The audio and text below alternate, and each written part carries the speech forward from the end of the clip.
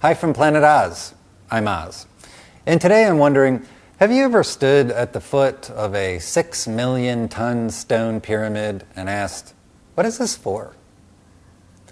Many of your Earth-based textbooks will say that it is a tomb for a pharaoh, but in the realm of esoteric writings captured on microfiche and stored in the Planet Oz archives, there is described a different purpose altogether, the subject of today's film.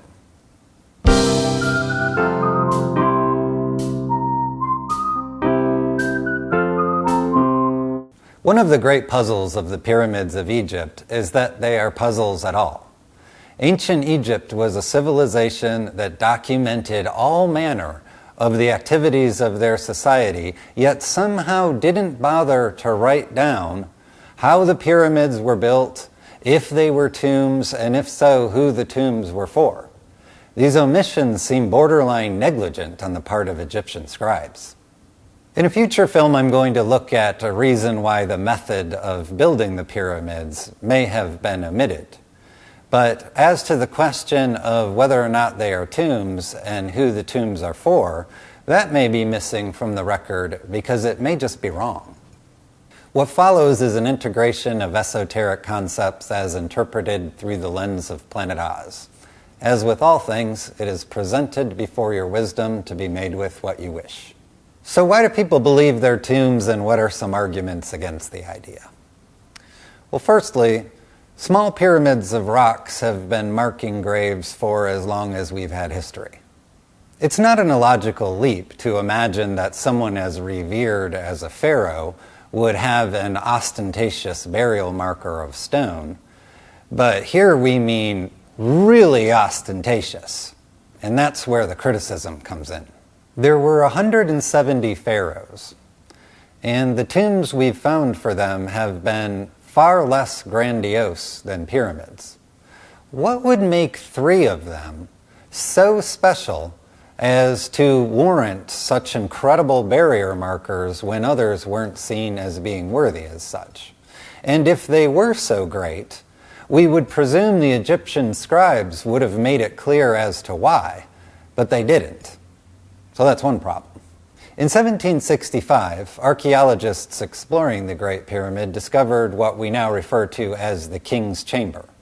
And inside it, they found a large granite box, which they presumed to be a sarcophagus. The criticisms are that the granite box is not at all decorative, as one would expect for the sarcophagus of a pharaoh. It's also a very simple rectangular shape. It doesn't have a mummiform where it's shaped to the size of a unique human. And on top of all that, there was no mummy inside when it was found, though it certainly could have been stolen over the years. So what does a recurring esoteric idea suggest the pyramids are for then? It suggests that the pyramids, not just in Cairo, in Egypt, but the thousands all over the world, are not tombs, but they are actually giant tools of spiritual healing and ascension, including practices involving reincarnation and resurrection.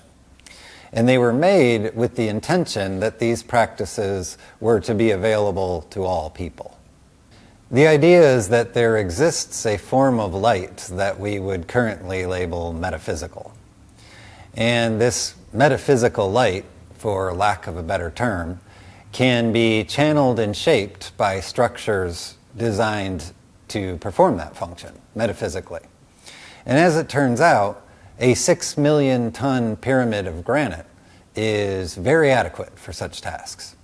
What I'm referring to by the woo-woo term metaphysical light is said to be that light which illuminates our non-physical states of dreaming, astral projection, and afterlife. According to this idea, this light, as well as our own metaphysical being, interfaces with our current material reality by way of the pineal gland, also referred to as our third eye.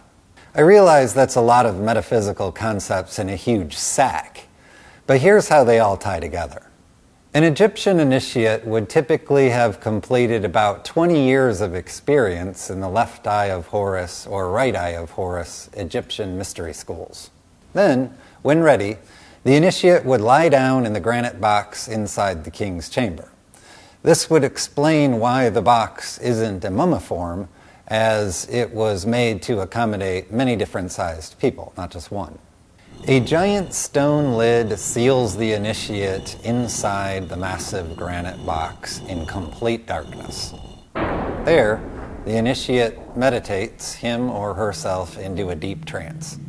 One can only imagine the sensory deprivation that would be felt sealed inside this stone cocoon in the middle of a giant pyramid. But the idea is that when the senses are so extremely deprived of visible light, they become more attuned to this metaphysical light.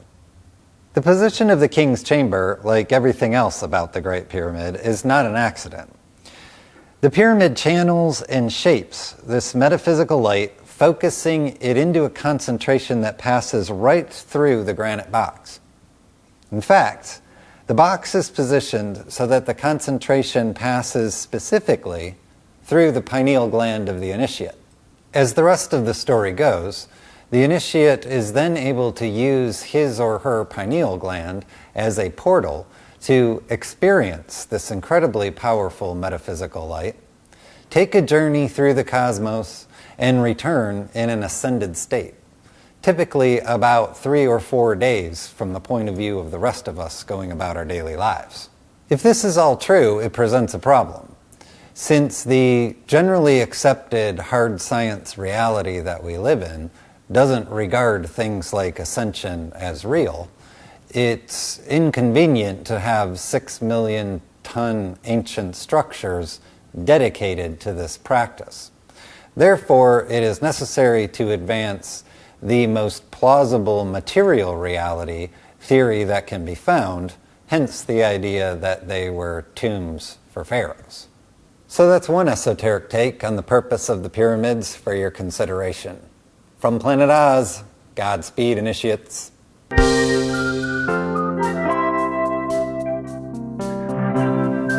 Oh, hell yeah!